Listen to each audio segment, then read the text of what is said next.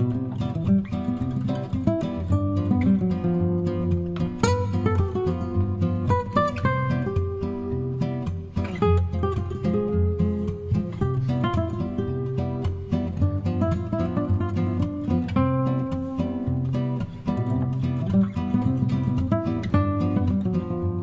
bonjour à tous et bonjour à toutes. Nous nous retrouvons aujourd'hui pour converser et découvrir un nouvel invité. Alors, j'ai beaucoup de plaisir hein, à accueillir Elsa. Bonjour Elsa, Bonjour, Elsa Chloé. Forest. Allez, sois la bienvenue en tout bien, Merci, tout bonheur. merci. Allez découvrir ton univers aussi, qui tu es, au travers ce que tu fais. Voilà, parce qu'alors, dis donc, hein, quel parcours, on peut dire que voilà, voilà. Alors, j'ai été glaner quelques petites infos comme je fais d'habitude. Bon, rien qui ne te mette en défaut, je ne sais même pas quel est ton péché mignon, tu vois, des trucs, voilà, je sais pas. Par contre, je sais que la médiumnité est quelque chose qui est venu à toi très tôt et qui pesait son poids. Fille de médecin, psychiatre, donc, pas forcément évident à conjuguer, j'imagine, à l'époque, mais on pourra en parler. Et tu as appris, notamment à la faveur de rencontres que tu as fait, je pense à, euh, il me semble, si je me souviens bien, dans ton livre, Corinne. Oui, euh, oui, une Corinne, tout à fait. voilà, et qui t'a permis aussi une étape peut-être de légitimité, quelque chose qui est peut-être important à cet endroit. Donc là, tu nous, voilà, tu nous as écrit, j'essaie, voilà, très joli. La photo aussi est très jolie. Je ne sais pas si c'est une peinture, si c'est un collage. C'est une peinture d'un peintre qui s'appelle Ole Akjar, qui est un Ok, peintre danois. alors, très très chouette. Et j'aime beaucoup le lien avec la magie qui est en nous. Ok. Alors, on va parler, bien entendu, de ce sujet, mais pas que, parce que du coup, dans la magie, on peut entendre que nous sommes un petit magicien à l'œuvre, parce que quand nous décidons les choses, bah, c'est peut-être plus facile de les voir se concrétiser. Mais il y a aussi peut-être euh, une histoire, comme tu le dis dans ton livre, une histoire de magie sans bague. Peut-être l'histoire du champ des possibles, en tout cas un chemin de lumière pour mieux appréhender peut-être les faces sombres, que ce soit les tiennes, bien entendu, dans ton propre chemin, ton propre chemin, et le chemin des autres que tu peux accompagner aussi en tant que médium, bien entendu, que ce soit dans l'invisible pour les défunts, mais aussi des liens, des choses qui sont peut-être des blocages dans l'invisible qu'on ne comprend pas toujours. Voilà. Donc, écoute, euh, succinctement, voilà ce que je peux dire. Maintenant, c'est toi qui peux nous parler le mieux de toi, ça c'est sûr. Hein. Donc, ça va, j'ai pas trop. C'est nickel. Ok, ok. Alors, pourquoi ce livre-là, déjà, qu'est-ce qui t'a donné l'impulsion de l'écrire, cette magie qui est en nous? J'ai beaucoup lutté. J'ai beaucoup résisté. Je ne voulais pas écrire ce livre. J'avais l'impression qu'il n'était pas forcément nécessaire. Et puis surtout pour moi, l'impression que parler de soi faisait de soi une sorte d'exemple qui n'était pas du tout mon propos. Et donc, j'ai longtemps lutté. Et puis, j'avais peur aussi, tout simplement, hein. Ouais. Je crois que le premier élément, c'était la peur de révéler tout ce que j'ai tu pendant des années, que seul un petit cercle connaissait, et des cercles, des fois aussi par Ouais. rebond, par bouche à oreille, etc. Mais ça restait quelque chose d'assez fermé.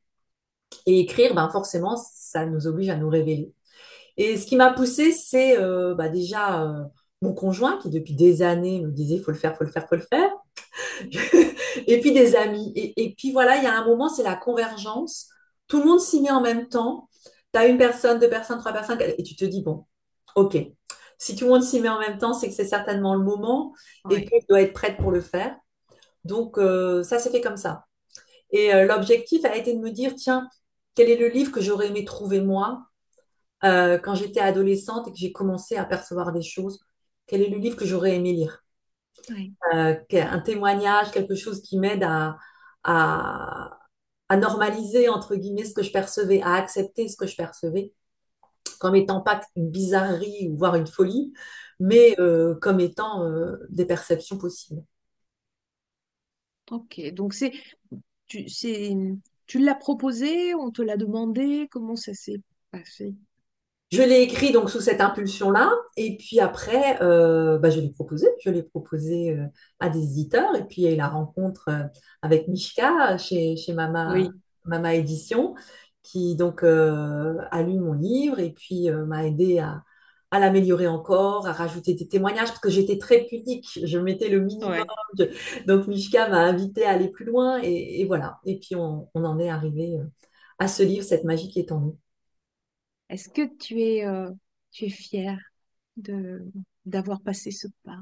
Oui, Ouais, oui, je suis contente d'y être arrivée, d'avoir dépassé un certain nombre de peurs.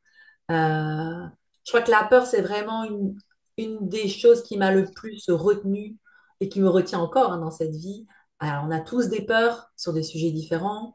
Et donc, voilà, la peur de révéler cette capacité, ces capacités et ce champ de l'invisible, je suis fière de l'avoir dépassé.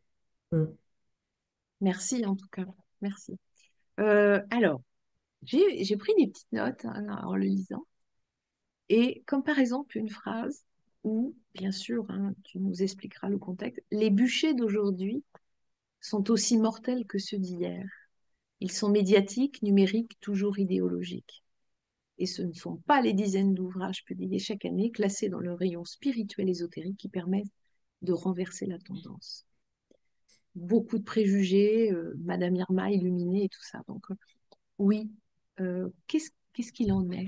Il y a quand même autour de l'invisible, de la médiumnité, des choses comme ça. Même si ce mot, on en parlait au préalable toutes deux, est beaucoup galvaudé, la médiumnité est servie voilà, dans une dimension parfois qui est un peu outrancière, alors que ça réclamerait plutôt le feutré. Mais bon, hein.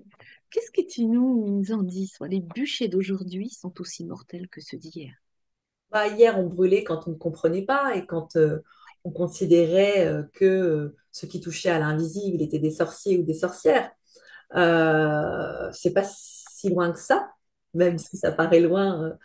Voilà, quand on change de repère dans le temps, ben, évidemment, c'est pas si loin. Et puis, ben, aujourd'hui, on ne brûle plus, heureusement, on a échappé à ça, mais on est encore dans le discrédit, on est encore dans le rejet, on est encore dans, on préfère euh, euh, critiquer, considérer que ça n'existe pas, Oui, oui, atteindre à l'intégrité d'une oui, personne, à sa réputation, la véracité de son propos aussi, à son honnêteté. Donc voilà, tout ça est encore présent et le sera peut-être encore un certain temps jusqu'à peut-être un jour ce domaine invisible devienne plus partagé, plus banal, entre guillemets, hein.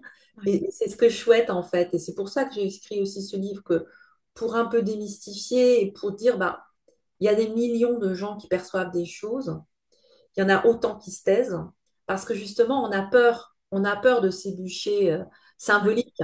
Et donc, quand on va commencer à lever ces peurs et que il y aura un peu plus d'ouverture dans l'écoute et ce que tu fais, ce que font d'autres personnes pour donner la parole à des personnes qui captent l'invisible, ben, petit à petit, ces millions de personnes qui captent, parce que je pense vraiment qu'on est très nombreux, oseront le dire parce qu'ils n'auront plus peur justement de ce rejet social, parce que c'est ça, hein, c'est un rejet social oui. qui du coup les contraint au silence. Oui, moi, je vois aussi ces dernières années beaucoup de personnes concernées par la magie et pas la plus belle, pas le plus bel aspect de la magie, parce que voilà. Mais du coup, comme si c'était, tu sais, je dis à mes patients, en fait, peut-être autrefois, on n'était pas d'accord, on donnait un coup de poing, un bon coup de poing, un coup de pied aux fesses ou une gifle. Aujourd'hui, on ne fait pas de bruit. Et, et on procède à des, à des des rituels, à des choses comme ça, ça- même sans se douter en faisant ça, ne sommes des rituels qui peuvent être déjà des pensées, hein, parce que ça commence déjà par des formes pensées qui peuvent être très prégnantes, mais si on vient moi je remarque qu'il y en a quand même de plus en plus. Et Alors, bah, je te suis, hein. oui, Alors, le livre Magique est en nous, c'est la magie lumineuse, c'est nos ouais, capacités à aller chercher l'invisible dans notre évolution, ouais, dans l'être que nous sommes, dans l'être magique que nous sommes. Là, tu abordes un autre aspect de la magie, qui est une magie négative, une magie sombre, évidemment, ouais, et comme dans toute chose, il y a la partie ouais, lumineuse et obscure, là aussi, malheureusement. Et oui, il y en a beaucoup, il y en a de plus en plus, de plus en peut-être plus. parce que justement, comme tu le dis, on essaye d'agir négativement sans assumer son acte et on Oui, va aller chercher des voies qui sont cachées et qui sont extrêmement destructrices pour les personnes qui oui, le vivent. Et comme on n'en parle pas, comme on pense que ça n'existe pas, eh bien les personnes se retrouvent avec ça sur elles et peuvent vivre des situations ah oui. tragiques. C'est tragique, hein, Donc, parfois. Ouais. voilà. Et donc le silence, il sert aussi la partie ombre. Ben Parce que oui, du coup, comme on se dit, mais non, mais ça n'existe pas, qu'est-ce que tu racontes? Mais bien sûr que non. Bah, du coup, on ne va pas chercher par là. Et puis, bah, les personnes se retrouvent avec des charges très lourdes sur elles. Elles vont aller chercher des solutions tout à fait normales, c'est-à-dire se dire, tiens, comment je peux aller mieux? Donc, aller voir mon médecin, aller voir un praticien, quelqu'un qui va pouvoir m'aider à m'alléger. Mais ça ne fonctionne pas puisque c'est dans un champ ouais. invisible, hein, qui n'est pas accessible par ces pratiques-là. Donc oui, il y a Non, aussi ouais. ce silence qui sert malheureusement la partie négative et qui sert ces pratiques de plus en plus courantes. Oui, hein, ouais. Oui, oui, on ne peut pas, enfin, le mot magie, enfin, le contient aussi dans ton livre. Tu parles aussi des liens qui concernent tout le chemin karmique. Donc, c'est intéressant aussi, ça, hein, tu veux nous en parler un petit peu? Parce que, voilà, les gens ont besoin quand même aussi d'entendre que oui, alors après, ça sert le postulat de oui, je crois en la réincarnation, parce que sinon, c'est quand même un postulat de base. Mais du coup, quand on se retrouve là, qu'on s'est déjà connu et que ça donne parfois des relations ou des situations qui sont plutôt épiques, voire conflictuelles ou violentes ou très compliquées hein, parfois, mais ça peut être chouette aussi. Mais il y a un amalgame, les liens karmiques, les flammes jumelles, les âmes sœurs. Euh, moi, je dis, oulala, doucement, hein, on va pas tout mélanger dans le pot, là, on fait pas la soupe. Tu veux nous dire un peu, toi? Il y a énormément de terminologie et chacun y va de sa définition. Et voilà. Si on reste sur le karma, oui, il faut déjà accepter la notion de réincarnation. Alors chez nous, ça peut encore paraître assez folklorique, un petit peu ésotérique ou carrément ésotérique. Mais bon, si on se déplace quelques heures d'avion, Oui, on se retrouve sur un continent, hein, sur le continent indien, où c'est juste une évidence. Donc c'est vrai qu'on est souvent assez égocentré en Occident. On pense que nos croyances, ce sont les croyances de tous. Pas du tout. Ils sont quelques milliards à penser totalement autrement et à avoir en eux cette conviction de la réincarnation. Alors moi, le karma, j'y croyais pas du tout. Moi, j'étais une fille hyper rationnelle. Je me disais, bon, oui, alors après la mort, oui, quand même, il y a l'âme, oui, ça, j'y croyais. Et je me disais, voilà, on a notre âme qui repart à sa source, et puis voilà, on aura bien fait notre travail. Et puis, ben, j'ai été amenée, et je le raconte, à vivre de l'intérieur une expérience karmique qui m'a complètement ben, fait changer de point de vue. C'est toujours pareil, je crois que euh, c'est Einstein qui disait tout est expérience, le reste c'est de l'information. c'est de l'information. Ouais. Et c'est exactement ça. Tant qu'on ne vit pas les choses, ça reste des informations auxquelles on va pouvoir apporter du crédit ou pas, en toute logique et honnêteté personnelle. Je veux dire, il n'y a pas, j'ai pas de critique à avoir sur quelqu'un qui me dit, mais non, mais alors moi, le karma, c'est non. Aucun problème. Ou les vies antérieures, c'est C'est non. ça. Je comprends parce que j'ai été dans cette position-là. Ouais. Et c'est parce que je l'ai vécu et que c'est devenu une expérience, alors la première, puis après il y en a eu plein d'autres, que là, j'ai été amenée à me dire, bon, revois ta copie, revois ta façon de voir les choses, puisque visiblement, il y a autre chose. Et donc aujourd'hui, c'est quoi le karma? Ben, la définition du karma, c'est une charge. C'est une charge qu'on a mise en place dans une expérience. Donc, si on a des vies multiples, dans chaque vie, on va vivre des expériences, et c'est le sens de l'incarnation, venir expérimenter. Et ces expériences, des fois, on va les intégrer, elles vont nous faire grandir, et puis d'autres qu'on va pas intégrer et qu'on va garder comme une charge. Ça, c'est le poids. Le poids, c'est le karma. Et ce karma, il peut se retrouver dans une autre expérience. Le lien karmique, puisque c'était de ça dont tu parlais, le lien karmique, c'est un lien lié à une charge. Et donc, je vais retrouver des personnes avec qui j'ai vécu quelque chose qui va me faire revivre des émotions, revivre des situations qui ne sont pas forcément euh, cohérentes et corrélées à la vie que je vis actuellement.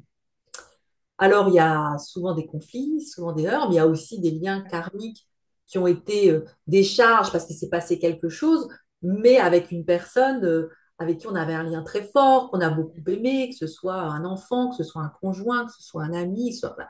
Parce Ah, qu'évidemment, on change de rôle, on change de casquette. Donc voilà, tous ces liens, ils sont là, ils sont en nous, ils sont présents dans nos vies, ils apparaissent à certains moments, à des moments où on est capable de les vivre. Et ben, l'idée est de pouvoir ouais, les c'est ça. comprendre pour pouvoir se libérer de cette charge, se libérer de ce poids qui a fait que ben, on est revenu avec ce lien Mm. et petit à petit s'alléger en conscience et alléger nos âmes. Oui, parce que ça peut créer des blocages hein, quand même. Hein, voilà. Il y a des gens qui vont sentir, moi j'ai des personnes qui sentent hein, clairement la charge énergétique, et puis d'autres qui ne sentent rien et qui peuvent rester dans un lien comme ça, qui peut être très dommageable hein, Tout à fait, pour le couple ou la famille parfois, parce que il y a aussi le lien parent-enfant. Moi, c'est très courant de voir des karmiques entre des parents et leurs enfants aussi. Parfois, toute une famille, il m'est arrivé de voir. Et je me dis, en fait, ils se retrouvent quasiment à l'identique ici. C'est intéressant aussi d'explorer et donner du sens, tout à fait. hein, dans un cas Ouais, comme ça, tu vois. ouais. Ouais. Non, moi, je trouve que c'est passionnant. Il nous est donné d'avoir des outils, la compréhension, le sens et la conscience. Oui, c'est chouette, chouette.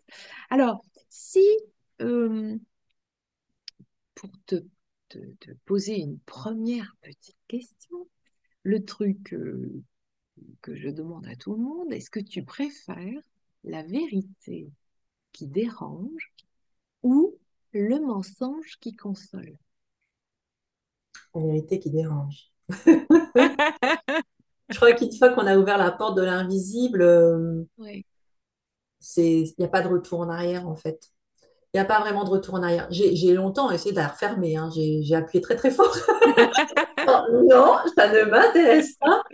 Mais il y a un moment, si tu luttes avec toi-même, tu luttes tellement que tu peux tomber malade, que voilà. Et ça a été ça les premiers réconforts de personnes qui m'ont dit, que ce soit mon père, que ce soit Corinne, donc Ouais, ouais, cette femme qui m'a éclairée sur le fait de savoir maîtriser ce qui m'arrivait et non pas le subir. ouais, Bien, à partir de ce moment-là, on lutte plus avec ce qu'on est et on accepte de faire ce chemin vers soi et il n'y a pas de retour possible. C'est-à-dire que quand la porte elle est ouverte, après, ouais, c'est parti pour le chemin, avec plein de vérités qui dérangent, les unes après les autres. ouais, Et quand j'ai commencé ce chemin, je pensais avoir la seule vérité qui dérange à gérer. Et puis plus j'avançais, plus il y en avait une autre, et une autre, et une autre. ouais, Et il y en aura peut-être encore d'autres demain, certainement. Il n'y a pas de raison que ça s'arrête. Mais ça fait partie enfin, je pense, de l'expérience. Hein. Pourquoi on vient, pourquoi on s'incarne, pourquoi on est amené à vivre certaines situations, ben justement pour découvrir ces vérités qui sont pas toujours faciles, pas toujours agréables, mais qui nous permettent de grandir et de nous éveiller, qui est quand ouais. même le sens, en tous les cas, Le pour but. moi, le but de nos incarnations. Est-ce que tu as rencontré ta mission? Tu sais, on parle souvent. Moi, j'aime bien parler de feuille de route euh, ici, et du coup, beaucoup parlent de mission de vie, de mission d'âme. Beaucoup de questionnements. Je sais pas si c'est ton cas aussi. Beaucoup de questionnements. Mais pourquoi je suis venue? Moi, je veux savoir, mais qu'est-ce que je fais là, quoi? Mm. Parce que ça sert à quoi tout ce bazar, en fait? Ouais, ouais, ouais, c'est une question qui revient souvent. Euh, je crois qu'on n'aura pas la réponse. C'est-à-dire que si on cherche la réponse, quelque part, ça s'arrête. Game over. Si tu sais pourquoi exactement tu es là, tu n'as plus besoin de faire le chemin. Or, c'est le chemin qui compte. Et donc, pourquoi je suis là? Ben, pour avancer sur le chemin. Et pour accepter qu'on va se laisser surprendre, on va vivre des choses douloureuses, on va vivre des choses joyeuses, on va comme ça aller à la rencontre justement de nous-mêmes et de cette mission qui va faire que, au bout du bout, le but, ce serait de se dire, OK, mais une fois qu'on n'est plus là, maintenant je vois le chemin, je vois l'ensemble, l'intégralité du parcours. Et pendant qu'on y est, c'est compliqué. Et je crois que en fait, c'est la question qui nous piège. Pourquoi je suis là? C'est à moi de trouver ce pourquoi. C'est pas quelqu'un qui nous aurait défini une fiche de poste, tu vois. Il n'y a pas cette notion-là. Il n'y a pas un DRH cosmique qui te dit, alors, voilà ta fiche de poste. Non, on accepte en tant qu'âme un certain nombre d'expériences. Ça, je le pense, avant de s'incarner, on a cette vision de la mission. On Ouais, l'a. Mais une fois qu'on s'incarne, c'est cet oubli qui est nécessaire c'est pour ça. pouvoir prendre le chemin. Ouais, Et donc, quelle est ma mission? Bah, celle que tu te donneras, celle que tu créeras chaque jour, celle que tu inventeras chaque jour. Et, euh, et je crois que le, le, le- le plus important, et c'est dur parce qu'à des fois, on aurait besoin de clarté, on aurait mm, besoin d'objectifs clairs, on a tous envie de ça. Le plus important, c'est de ne pas se décourager. Parce qu'il y a des moments où c'est décourageant, parce qu'on a l'impression d'avancer un petit peu dans le brouillard. Mais justement, ce chemin spirituel et ce chemin vers l'invisible, c'est un chemin qui est clair et qui permet de mettre des lumières sur ce chemin, parfois qui paraît obscur. ouais. Tu vois, quand tu dis décourageant, j'entends des coups comme découdre, mais on peut entendre aussi des coups, et Mm, rageant. mm. C'est voilà, comme si ce mot disait, mais j'en ai marre d'en prendre euh, plein le museau, quoi. Enfin, c'est vrai que c'est une demande qui est toujours, c'est comme toujours les mêmes motifs de consultation. J'ai pas confiance en moi, j'ai peur, et on se dit, moi c'est souvent, hein, je me fais la réflexion, je me dis pourquoi il y a toujours autant de mêmes demandes en fait, comme s'il n'y avait pas de progression à cet endroit alors qu'il y a autant de séminaires, de conférences, de livres, de stages, de réflexions sur ces sujets. Je pense que ce qui manque souvent, c'est le lien spirituel. Ouais, En fait, ce qui fait qu'on n'a pas confiance en soi, c'est qu'on n'a pas connaissance du soi. Et ce soi, il est au-delà de l'incarnation, il est spirituel, c'est le lien à notre âme, en fait. ouais, Des fois, on me dit, mais comment je peux développer ça? hein, C'est pas une technique, c'est ouais, pas un outil, c'est pas un exercice, c'est un chemin de foi, en fait. Donc, c'est vraiment une relation à l'invisible et une relation au spirituel. Et ça se décrète pas. C'est quelque chose qu'il faut aller chercher en soi. Et je crois que une des caractéristiques de notre époque, elle est en train de bouger, mais ça a été de couper le lien au spirituel. Alors, longtemps, il a été confondu avec le religieux, parce ouais, que spirituel est égal religieux. Et comme justement, on a voulu, pour plein de raisons, s'éloigner du fait religieux, on a en même temps supprimé le fait spirituel. Sauf que les deux peuvent être décorrélés. On peut être sur un chemin spirituel sans être dans une religion. On n'est pas forcément rattaché à un dogme, à une croyance religieuse. Et donc, c'est ça, à mon avis, aujourd'hui, qui est compliqué, c'est qu'on a du mal à se retrouver soi, à avoir confiance en soi, à avoir l'estime de soi, parce que ce soi, c'est qui? ouais. Si on reste sur ce soi incarné, on va lui trouver plein de défauts, on va lui trouver plein d'imperfections, on va lui trouver plein de raisons de ne pas s'aimer. Si on passe sur le soi lumineux, sur qui nous sommes vraiment, sur notre âme, si on peut employer ce mot-là, mais peu importe le mot qu'on mettra, en tous les cas, sur cette part de nous invisible, alors là, c'est autre chose, parce que là, on rentre dans quelque chose de, de, de puissant qui se rattache à un tout. Et c'est peut-être ça aussi qui nous fait nous sentir mal, c'est que on a perdu la conscience, si on l'a eu un jour, mais peut-être qu'on était quand même plus dans le clan, dans le groupe avant. Et donc, plus on s'individualise, plus la société morcelle, plus on perd la conscience qu'on est reliés les uns aux autres. Oui. Et donc, cette reliance qui devrait nous construire, nous nourrir et construire cette image du soi, elle disparaît, elle est à retrouver. Quand on comprend qu'on est tous reliés sur un plan énergétique et invisible, ça nous donne pour le coup une autre dimension et une autre façon de voir ce soi. Ouais, moi je le vois bien à l'œuvre dans les constellations. Cette reliance, tu vois, quand ou un théâtre comme ça, d'une histoire que quelqu'un pose et personne ne se connaît, et que il se joue exactement les personnages dans leur tonalité, leur énergie, leurs émotions. C'est extraordinaire de se dire, bah oui, mais parce que nous sommes tous intriqués, quoi. Là, on le voit, en fait, on le voit à l'œuvre. C'est assez magique aussi, ça. Tu vois, j'allais dire, c'est... Ouais, ouais. Je trouve que c'est chouette, en fait.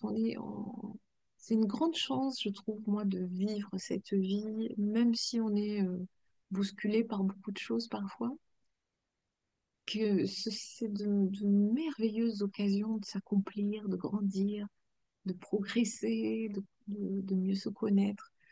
Oui, l'être spirituel, il s'efface très tôt quand même, hein. On le voit dans l'enfance, par exemple. Tu vois, toi, ça a été ça très tôt. Tu as ces perceptions, mais c'est comme si quelque chose était dérangeant ou le personnage que tu es ne comprend pas ce qui se passe. Et donc, il faut éprouver le chemin comme le pèlerin pour le découvrir, c'est-à-dire revenir à la spiritualité un jour comme une évidence, hein.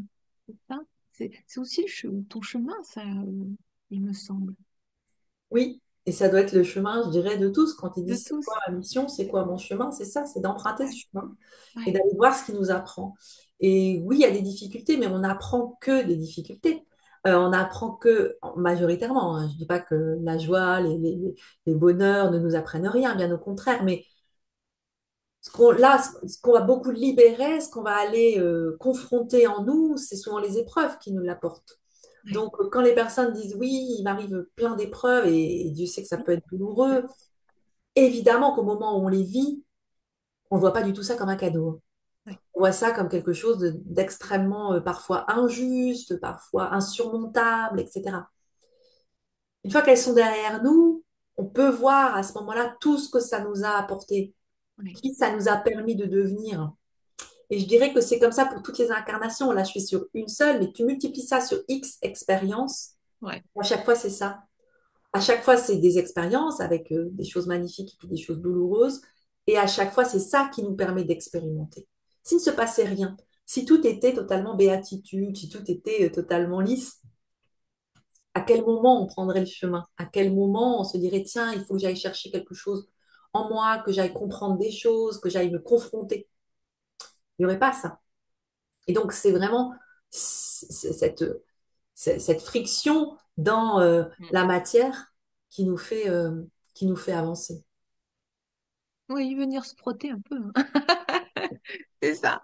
Ouais, mais c'est vrai ce que tu dis. C'est après les épreuves, après être sorti du tambour de la machine, on se dit, ah bah dis donc, ça secouait quand même. C'est plus... Ah bah c'est plus calme maintenant.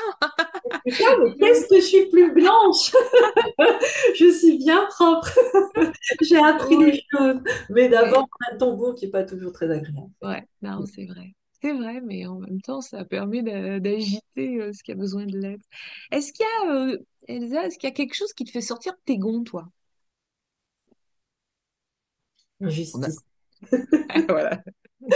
Ah oui. L'injustice, ça me fait sortir de mes gonds. Alors, sur tout type d'injustice, dans tout sujet, tout domaine, Ouais, il y a vraiment plein d'endroits où ça peut se manifester.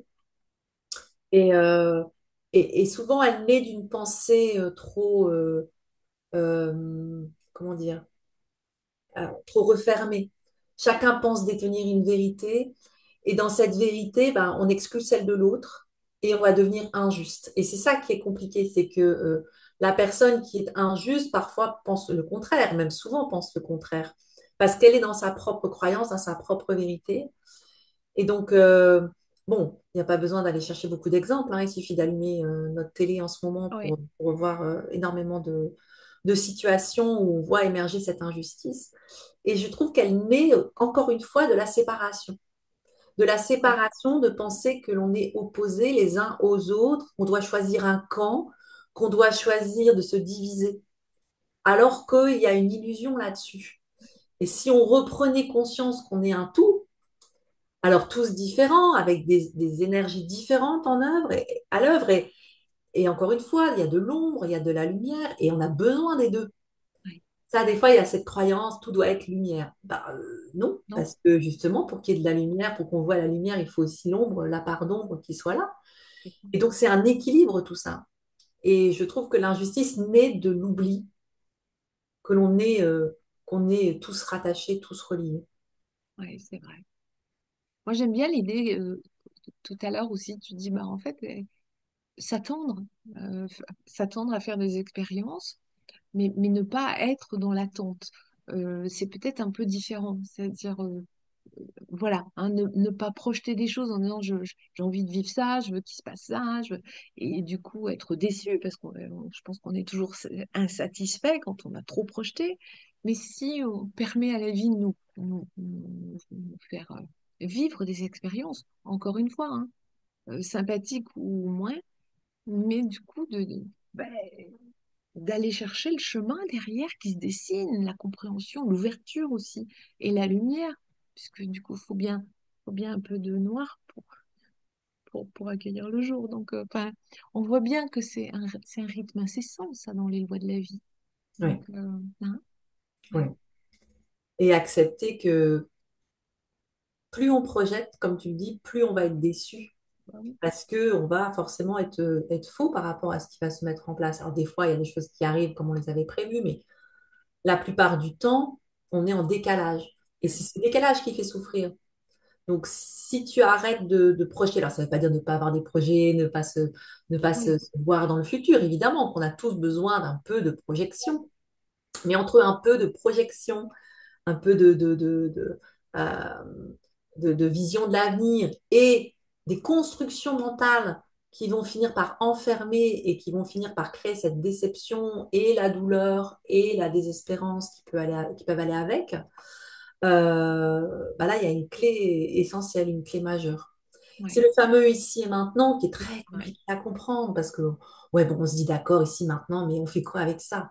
C'est vrai que c'est compliqué. C'est compliqué parce qu'on se dit, ben, on doit construire une vie, on doit bâtir des ouais, projets, on doit développer des business, on doit faire notre métier. ouais, c'est ça. Donc on se dit, on est bien obligé d'aller vers l'avant. Oui, mais c'est l'attitude, en fait, avec laquelle je vais aller vers l'avant qu'il faut pouvoir maîtriser et se dire que c'est dans l'instant que je construis le vers l'avant. Mm. Et encore une fois, il y a des jours, je le ressens complètement, puis il y a des jours, je le repère, hein. C'est jamais complètement installé, mais c'est quand même ça le fond de ce qu'aujourd'hui, je pense être la clé pour avancer et pour se développer dans la lumière. Est-ce que tu vois l'onglet sur une échelle de 1 à 10? Alors, dans cette émission, on parle de bonheur aussi, parfois quand même, on parle pas que des trucs qui plombent. Sur une échelle de 1 à 10, tu le mets où ton curseur du bonheur aujourd'hui? Aujourd'hui, je le mets à 8. Yes. 8. Ouais. Je le mets à 8. Pourquoi 8? Parce que je crois qu'il y a encore toute une partie de moi qui peut se libérer de plein de choses et que cette partie-là, elle va constituer le futur. En tous les cas, je l'espère dans le sens où, encore une fois, j'ai pas d'attendu. Tu vois, je me dis jamais, tiens, à tel moment, je vais être à tel endroit. Non. Mais par contre, dans mon état d'être, j'ai Ouais, envie encore c'est ça. de libérer des choses. Je sens que je suis pas du tout au bout du chemin. Je crois qu'on l'est jamais de toute façon. Et c'est pour ça que je me laisse ces deux points, ces deux points d'évolution pour l'avenir. Je suis déjà très chanceuse, j'ai déjà plein de choses dans ma vie qui me rendent heureuse, tu vois, pour avoir 8 sur 10. Oui, C'est déjà oui, très bien et j'en ai une gratitude ouais. forte, hein. Mais je vois encore aussi tout ce que je peux encore améliorer dans ma façon de percevoir les choses et dans mon état d'être au quotidien. Ok. Si tu pouvais inviter à dîner quelqu'un qui n'est plus là, qui est de l'autre côté du voile, dit-on, ce serait qui et pourquoi? Je crois, ben, ce serait, ben, c'est assez simple et assez personnel parce que du coup, ce serait mon père parce que il est parti il y a 5 ans et on avait plein de conversations sur l'invisible. Donc je vous disais, il était psychiatre, donc quelqu'un de très, un médecin qui avait travaillé sur énormément d'éléments scientifiques et en même temps très ouvert.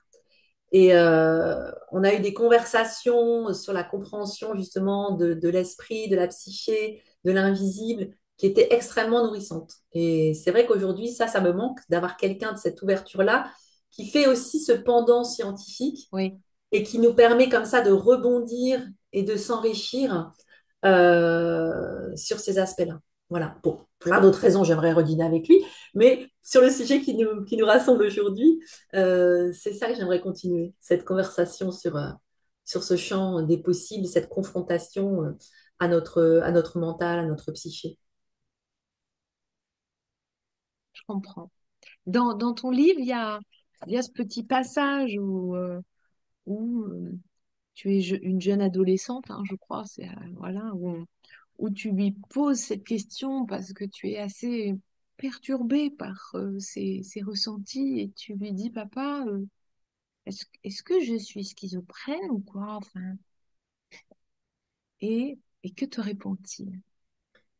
Il me dit non, tu n'es pas schizophrène. Je ne sais pas ce que tu perçois, je ne sais pas ce qui se passe, mais c'est pas parce qu'on ne comprend pas que ça n'existe pas. Et Waouh! ça a été, ouais, ça a été vraiment une permission énorme. Ah Parce que, oui, alors déjà, ça me rassurait sur le fait que j'étais pas schizophrène, ce qui aurait quand même été un problème. Et puis ensuite, ça m'a donné une permission de me dire, OK, on a le droit de ne pas, de vivre des choses qui ne sont pas encore référencées, compréhensibles, et pour autant de ne pas être méjugé ou oui. ne pas être cru, tout simplement, hein. Donc le fait qu'il me croit et qu'il ouvre cette porte-là, ça a été le point de départ de la recherche du chemin et de l'acceptation. Mm. Gratitude, hein. Gratitude. Quand on sait à quel point ça peut être délicat pour des parents, hein. Tout à fait. Waouh! Je comprends complètement hein, que des parents soient démunis face à des enfants Ouais, souvent petits, qui vont dire je vois ci, je vois ça. C'est compliqué quand on n'a pas cette perception-là et on a tendance, par une espèce de réflexe rassurant, à dire mais non, ça n'existe pas. Donc c'est pas possible. ouais, Donc là, double peine pour l'enfant. Non seulement on lui enlève sa vérité, ce qu'il perçoit, et en plus, ben, on ne le croit pas. Ça n'existe pas, ça n'est pas possible. Encore une fois, je comprends parce que c'est pas facile. Mais si on pouvait changer de réflexe et se dire, ah bon, qu'est-ce que tu vois? Essayer de comprendre, essayer d'entendre, essayer de voir si les choses se répètent, essayer de se documenter, d'essayer de voir s'il y a d'autres parents qui ont vécu la même chose, s'il y a des ouvrages, et il y en a maintenant qui parlent de tout ça, ce serait formidable. ouais. Quand on a, tu vois, c'est ça, c'est ce que tu dirais ou c'est ce que tu peux dire à une famille, voilà, ou un papa et une maman qui sont désespérés parfois parce que bah, un enfant perçoit, voit, entend des choses et du coup ça perturbe son sommeil parce que bah, il a peur et il a peur parce que les mots ne sont pas posés dessus et que il peut y avoir même une omerta. Je me rappelle un tout petit de 5 ans, il entendait clairement toutes les nuits, voilà, il ne la voyait pas, mais il entendait la présence qui était là. Et du coup, ça l'apeurait. Donc, il était systématiquement avec sa couette et puis il avait fini par chipper ses parents une petite lampe et il la tenait allumée au lieu de dormir, tellement il est... Donc à 5 ans, il était terrorisé, quoi. Mm, mm. Et il a essayé. Il a essayé de dire, mais il n'a pas été entendu. Donc, moi, je l'ai vu tard parce que il a osé en parler à la nounou. La nounou connaissait, enfin, ça fait le lien, hein, tu sais, comme souvent. Ouais. Et là, je me dis, oui, en fait, il y a des parents qui sont très à l'écoute parce qu'il y a de plus en plus d'enfants. Et quand même, ces petits qui arrivent là en OD, ils sont pré-câblés. Waouh, c'est tout en direct. Et il y en a quand même énormément. Mais quand une famille ou un papa et une maman comme ça sont fermés, comment aider un enfant qui peut justement être perturbé comme ça? Qu'est-ce que tu préconiserais, toi? Enfin, que cette famille soit suffisamment déjà ouverte pour se dire, tiens, je vais aller voir quelqu'un qui pourrait m'aider à comprendre et voir si cette personne peut aider cet enfant. Oui, On peut faire monter des âmes défuntes, donc libérer cet enfant de cette présence dans sa chambre, ben voilà, ça va lui permettre de se sentir bien. Mais tu vois, toute la démarche nécessaire ouais, pour en arriver ouais, là, ouais. c'est extrêmement compliqué. S'il n'y a pas cette ouverture Ouverture, oui, sur l'invisible, malheureusement, ça va être très compliqué. Mm. c'est vrai. C'est vraiment l'ouverture. Le mot est là. Ouais. Ok. Est-ce que tu peux nous dire, toi, un jour de chance, ça ressemble à quoi? Un jour de chance, Tu dis, ouais, mais c'est mon jour de chance, quoi. Wouh! c'est un jour où tu te sens très aligné, c'est-à-dire où tu te sens vraiment au bon endroit, au bon moment. Et tu sens cette énergie-là. Tu vois, Ouais, c'est ici et maintenant dont je parlais tout à l'heure. Je trouve que c'est ça le jour de chance parce qu'à ce moment-là, tout ce qui t'arrive, tout ce que tu le perçois par cet état de bien-être c'est vrai. intérieur. Ouais, Alors, ça peut être tous les jours un jour de chance, en fait. C'est ça l'idée du bonheur, je crois, c'est de créer cette chance. Elle ne dépend pas d'un truc extérieur qui va nous tomber sur la figure. Bon, même si des fois il y a des trucs qui nous arrivent, on est bien content que ça nous arrive. c'est Mais vrai. en fait, elle dépend beaucoup de nous, cette chance. Elle dépend de notre capacité à être dans un certain état, dans un certain alignement. Parce qu'à ce moment-là, on va voir les choses différemment. Et c'est en voyant les choses différemment qu'on va percevoir aussi cette chance, qu'on va créer cette chance. Ouais, ouais, c'est très juste. Ouais, très juste. Euh, le bonheur, c'est, enfin, je crois pas qu'il existe des définitions, mais bon, à chaque fois, je pose la question, donc j'ai toujours des choses différentes, c'est intéressant. Du coup, c'est quoi le bonheur? Qu'est-ce que ça peut être le bonheur pour toi? Est-ce qu'il y a une signification? Sûrement, bien sûr. Est-ce qu'il y a une voie, un chemin? Un- Je vais en revenir un peu à la même chose, hein. Le bonheur, c'est de réussir à être émerveillé et dans la gratitude de chaque instant. Parce que souvent on court après le bonheur, parce qu'on pense qu'il est ailleurs, parce qu'on pense qu'il est plus loin, parce qu'on l'aura demain. Mais en fait, non, c'est là aussi.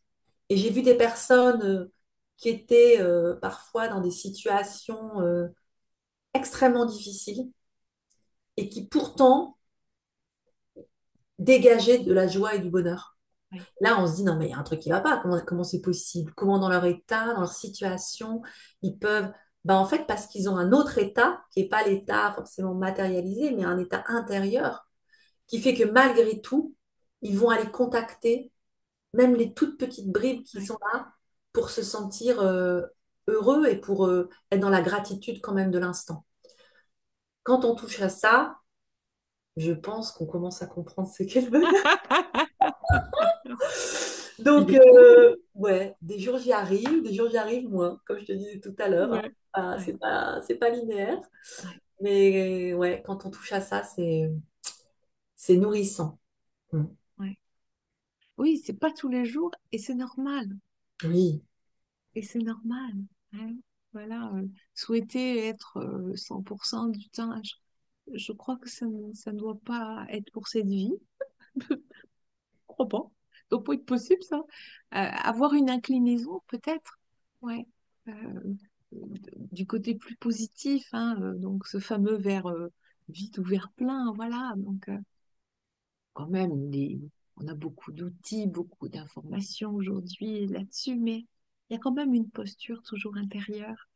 Il y a l'élan ou pas. Je me demande si... euh, est-ce- c'est une question qu'on m'a posée un jour. Est-ce que vous croyez qu'on peut faire l'économie dans cette vie de souffrir? Dis donc, je me suis dit, waouh, carrément, quoi. Je pense pas. Voilà. Je disais tout à l'heure, je pense que c'est dans l'épreuve que, on va chercher à, à s'élever, qu'on va chercher à dépasser nos blocages, nos peurs. Et donc, la souffrance, elle fait partie de l'expérience. Elle est parfois extrême, elle est parfois des situations qui sont absolument... on se dit, mais pourquoi? Pourquoi cette personne vit ça? Pourquoi tellement ça paraît intense? Mais parce qu'on n'a pas la lecture globale, parce qu'on n'a pas la lecture de notre âme, parce qu'on n'a pas la lecture de l'expérience qu'on s'est donnée à vivre. Donc, c'est extrêmement difficile d'en avoir toute la vision et du coup d'accepter ces expériences douloureuses. Mais voilà, elle fait partie de la route, quoi. Elle fait partie Ouais. du chemin. S'il n'y avait pas cette friction-là, je pense qu'on n'aurait pas d'évolution. On n'aurait pas de recherche suffisante. Parce que, bon, voilà, tu es bien, voilà, tu barbotes dans ton bain, tu es tranquillou, tu vois, tu n'as pas de... t'as pas de recherche. Alors que quand tu es confronté, bah, non seulement tu vas te chercher, mais en plus après, quand tu sors de cette souffrance, quand tu vas justement à trouver cet état d'être, quand tu vas contacter le bonheur, euh, bah, tu vas pouvoir le contacter parce qu'aussi tu auras vécu ces éléments-là et tu pourras en apprécier beaucoup plus les contours. Que tu- Je pense à des personnes qui viennent, hein, on connaît hein, des trajectoires de vie, soit de personnes proches de nous ou des personnes plus connues, célèbres, qui, semble-t-il, ont des parcours sans anicroche. Euh, ou, tu vois, du début à la fin, waouh, tu dis, il y a des parcours de vie qui sont chouettes, quoi. On dirait que rien ne vient les fracasser. Je sais pas si tu en as connu ou pas. Ouais, des gens Bah, qui ne souffriront pas. bah, comme tu le dis, on dirait. On dirait parce que dans la matière, dans la réalisation de matière, dans la vie incarnée, on peut avoir ce sentiment de linéarité, mais on n'est jamais dans la profondeur de l'être de l'autre. Qu'est-ce que vit cette personne? Quel est son ressenti? Quelle est sa conversation intérieure au quotidien? Je pense qu'il n'y a pas d'histoire sans histoire et que forcément, il y a toujours quelque chose qui se joue. Alors même si on a l'impression comme ça de l'extérieur que tout a été facile pour ces personnes-là, un, on n'est pas dans leur tête et dans leur ressenti. Deux, je pense aussi, on revient au karma et aux vies multiples, hein. Ouais. Je pense aussi qu'il y a des expériences qui doivent se vivre, qui sont parfois très compliquées, et puis d'autres qui vont être un peu plus pacifiées. Heureusement qu'on n'est pas toujours sur le même rythme, hein, parce qu'il y a des moments, ce serait compliqué. Mais voilà, donc il y a peut-être des vies qui sont plus faciles, qui semblent plus faciles que d'autres. Mais encore une fois, le mot sembler est important parce que on n'est pas à la place de l'autre. Et donc, on ne peut pas savoir ce que cette personne vit. Et des fois, on voit des personnes, on se dit, ah, mais elles ont tout, il n'y a aucun problème, toute leur vie a été extraordinaire. Et pourtant, au bout d'un moment, on se rend compte que ces personnes ne sont pas forcément heureuses. Et là, on se dit, mais attends, comment ça se fait, quoi? C'est pas possible. Elles ont coché toutes les cases, elles ont tout. Ben oui, mais alors on retombe sur ce qu'on vient de dire avant, quoi. Il y a un état d'être, il y a une, une relation à soi et le soi multidimensionnel qui fait que, bon, on peut très bien avoir une vie qui paraît totalement accomplie et avoir aussi en nous cette part de recherche, de chemin, de débat. Donc voilà, je, j'ai un doute sur le fait que même ces vies-là soient complètement linéaires. Je crois que là aussi, il y a des choses, là aussi, il y a des moments difficiles et là aussi, il y a de la recherche avec soi-même pour pouvoir en être là. Ok, ça marche. Euh, Est-ce qu'il y a un mot qui te semble être un mot, qui, un mot d'espoir, tu sais, qui colle bien au monde dont nous avons tous envie, en fait? Un monde où on arrête tous ces conflits qui ne sont pas des conflits d'humains, en fait, qui sont des conflits qui se situent peut-être sur d'autres plans, mais qui entraînent tous les humains et qui n'en ont pas envie. Donc je pense on est nombreux, si ce n'est tous, de réclamer de la bienveillance, de la douceur, de l'amour, de la santé, de la paix dans ce monde. Donc, est-ce que, est-ce que le fait de le vibrer chacun à notre endroit, de s'accrocher, de se donner les mains les uns aux autres, est-ce que peut être contributeur C'est ce que j'allais pour te toi? répondre. Je crois Ouais, que on a envie de ça et en fait, c'est comme si là aussi on pensait que c'était externe. En fait, c'est interne. ouais, Le mot qui me vient, c'est rayonner parce qu'on peut tous rayonner de sa lumière, on peut tous apporter notre part dans cette quête, dans ce chemin de paix. Et plus on est fractionné en nous, plus on contribue aussi à cette énergie de chaos. Et à l'inverse, plus on tend vers cette lumière, plus on tend vers cet équilibre, plus on tend vers cette gratitude vis-à-vis de ce qui nous est accordé, plus on participe à un retour d'équilibre vers la lumière, la paix, euh, la bienveillance qui manque beaucoup en ce moment. On est bien d'accord, vu tout ce qui arrive. Mais j'ai envie de te dire, alors, depuis que le monde est monde, on est confronté aussi aux difficultés, au chaos, aux conflits. Aujourd'hui, on est particulièrement médiatisé, on a toutes les informations qui nous permettent de le savoir, on a tous les... Mais quelque part, il n'y a pas eu d'époque calme. Il y a peut-être des moments où on parlait moins, où c'était des conflits qui nous concernaient moins, parce que plus loin, parce que c'est toujours pareil, hein, plus le conflit est loin, plus on se sent peu concerné. Alors que si on continue à penser à cette reliance, tout conflit nous impacte, que ce soit à l'autre bout de la planète ou à quelques milliers de kilomètres.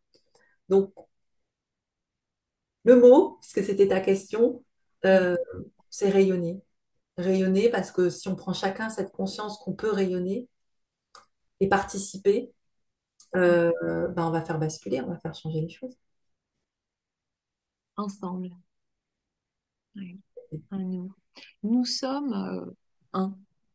Oui, c'est très dur à comprendre, hein, parce Ouais, que on a construit par l'ego qui est nécessaire, hein, tu vois, et c'est là que je te parlais des conversations entre notre psychique et le spirituel. Parce qu'évidemment qu'il y a des choses qui vont aller dans le même sens, qu'il y a des choses qui vont un peu s'opposer. On a besoin de construire une personne, une personnalité pour vivre, pour exister. On a ouais, besoin d'identifier qui nous sommes, donc de créer par notre ego, ego au sens positif, hein, un individu.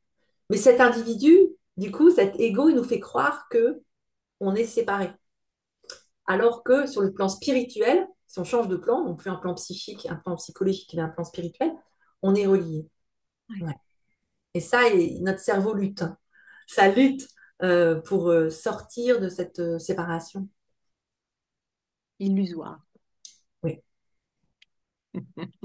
Ok, allez, c'est le petit mot de la fin pour te libérer. J'espère que oui, c'est ok. Voilà, pour toi, que tu sois parfaitement à l'heure. Allez, je vous rappelle le livre d'Elsa, Cette magie qui est en nous chez Mama, Mishka et Tigrane. Voilà. Et un grand merci pour ce partage, Merci Elsa, à toi, Corinne. avec toi. Allez, moi je vais vous souhaiter une très très belle journée. Prenez grand soin de vous et surtout d'écouter la vie au travers. À tout bientôt pour un nouvel échange comme ça. Je vous embrasse.